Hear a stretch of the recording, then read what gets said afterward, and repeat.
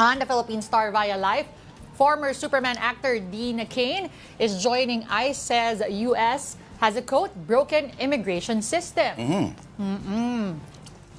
Ito daw si Dean. Medyo hindi na siya, hindi na siya yung youthful na panahon ng Superman. Oo. At may hirit din siya tungkol kay Superman, yung bago Superman, kasi masyado daw woke. Actually, madami nagsasabi noon. Madami akong nadidinig-dinig from, mga tao and online pati na parang masyado daw madaming pinaglalaban yung Superman as opposed to before na parang more of really just ano ba tawag sa ganong story? Fantasy story? Ano ba tawag sa? Superhero story, yeah. Pero kasi, may point naman din yung director, si James Gunn. Sabi niya, si Superman daw at pamilya niya ay mga immigrants na napunta sa Earth.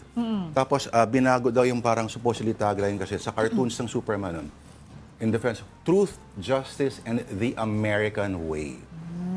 Nag-object yung marami doon sa pagbabago ng the American way. So, kung sa mga conservatives, gaya nito si Dean Cain, na inabot mo ba ito, yung Lois and Clark? Feeling ko nakakita ko ng ilang episodes niyan. Oo. Gwaping na gwaping talaga ito noon. Oo, actually. Tapos, hindi kagaya ng maraming mga Hollywood stars na mga Republicans, na hardcore conservatives, gaya ng maraming mga medyo sabihin natin na Monda, kuku side. Ito, Princeton graduate, pogi, balibat sa pogi, football player, muntik na maging football, professional football star. All around talaga to siya. Actually, he is also, I think that the reason why he said also na he will be joining ICE, sworn deputy sheriff daw siya, and he is a reserve police officer. Pero parang may pasaring lang siya ginawa, but then I guess tototohanin na nila na he will be sworn in as part of ICE. ICE, yung immigration, Pero, may hirit din kasi itong si Dean Cain tungkol doon sa bagong Superman. Sabi niya, no, Superman is not an immigrant. Tapos si Dean Cain, a.k.a. basta ang tunay na apelyido niya, Tanaka. Half Japanese kasi siya. Na ang criticism ng iba, tinatago raw pala supposedly niya yung kanyang pagkahapon na hindi naman daw totoo. May tattoo daw siya ng Tanaka dito sa paa. Pero ito lang, nabasa ko lang somewhere, na ang tunay talagang nito, si Mr. Cain, a.k.a. Tanaka, siya yung unang naging boyfriend daw, supposedly, ni Brooke Shields when Brooke Shields was the most talked about woman in the entire universe nung panahon na yun. At nagkaroon pa sila ng short fling ni Pam Anderson, hanep, Superman, Roger Tanaka, at saan ba ako pupunta dito sa sinasabi ko? Yun, so, nag-object siya na may sinabi siya something to the effect na hindi tayo lahat pwedeng magsiksikan sa Amerika. So, medyo alam mo na kung saan papunta yung hirit na yun. Pero kung, wag niyo sabihin na it's the greatest country in the world. Para hindi magpuntahan yung mga tao doon, okay? May American dream kasi kayo, di ba? Kaya pupunta yung mga tao. Maglalagay pa kayo ng yung tawag doon, integrity. The tax for the visa. Visa integrity. Sabihin niyo, okay, pupunta rito, ang pangit dito. Yan. Para wala nang gagawin ang immigration ninyo. Pang mga agents, para pwede sila mag-focus lahat doon sa mga nasa border lang. Yung mga basahing likod.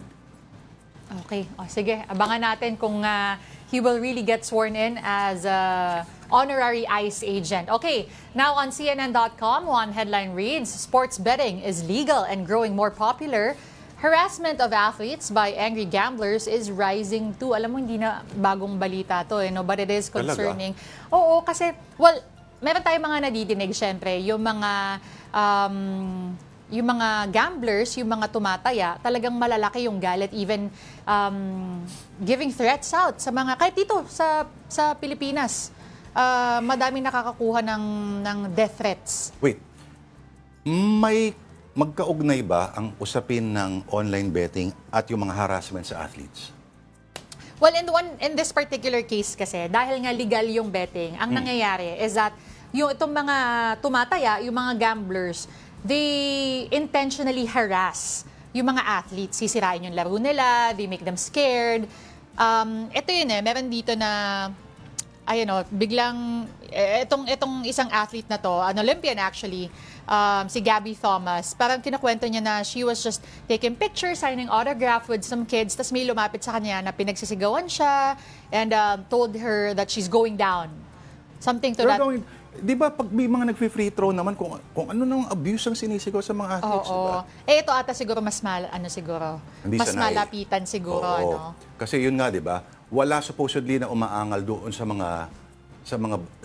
yung mga basketball superstars, ano? Kapag nasa free throw line sila, yung yabang nila ay in the fact na hindi kami affected na kahit anong mga pang-distract ang ginagawa ninyo diyan kasi it's just me and the ring. In the ring, di ba? Tapos ibang usapan to, or ang nais bang ang puntuhin ng article na ito ay nagkakaroon ng higher level of harassment kasi may pera involved. Ganun na nga, oo. Because sa audience. Legal kasi. Legal kasi yung betting. So parang... Matagal na naman may sports betting talaga, ayun na diba? Nga, oo. So, kaya nga sabi ko kanina, hindi naman na bago yung balita ng ganito, but it is concerning. Paano, ang tanong ngayon dyan is how do you control it? Halimbawa, diba? Baka sa bagay, baka kasi marami sa Pinoy, ang pinapanood pa rin yung ESPN nung panahon nila Michael Jordan.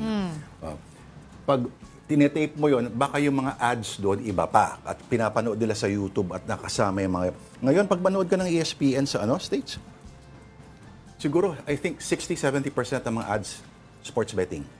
Oo. Madami kang makikita, no? Minsan hindi mo mag-gets, ano raw? Tataya ka pala. But again, tapos mapapataya ka. Kasi ang galing nila mag-present. Oo. Diba? Parang may dalawang panig. Sino yung manok niya.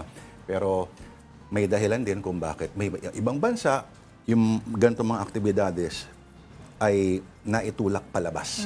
Kasi it comes with the territory. Yes. Sige.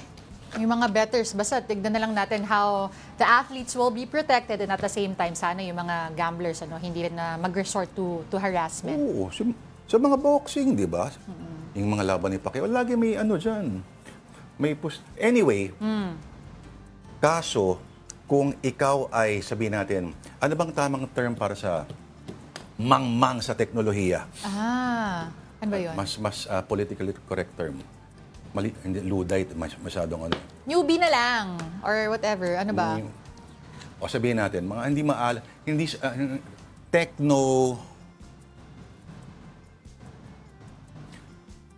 Technobobs? Hindi, wag naman yun. Oo, masakit magsalita. Oo. Anyway, itong piece na to sa Philippine Star. Interesting to, no? Not everyone grew up swiping. So, yung smart shaming ba? Yes, smart shaming. Yung may term doon. Oo. Hindi, pag binasa mo naman yung article, ang point niya ay, kung meron kayong mga nakakatanda o kakilala na of an earlier generation na hindi marunong mag-operate ng mga gadgets. Oo. No? At halimbawa yung mga lolo at lola na kinakabahan pagdating sa airport kasi kailangan nilang iswipe yung something. O may QR code na kailangan gawin at they're holding up the line, huwag kayong mag-express ng etc. Tulungan ninyo sila. Offer na lang your offer kindness, offer them your help. Again, bago sa kanila to, kahit tayo minsan nalilito sa mga options online or kung may bagong technology, inaaral natin and same way that they try to do that.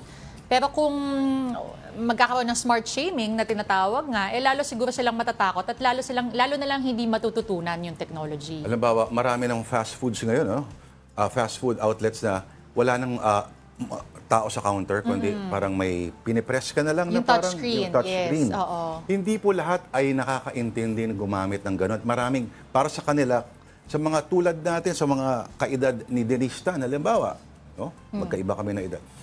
Madali lang, sisiw lang to. No? Pero para sa isang previous generation, meron silang pangamba na baka mapahiya sila, mali ang gawin nila, di ba? So, alam yung dahilan kung bakit yung mga menu sa mga fast food ay mas konting text, mas malalaking pictures. Para yung mga illiterate, ituturo lang. Oo. So isipin mo, parang gano'n, i-multiply mo, pero tech side naman. Parang ganun siya.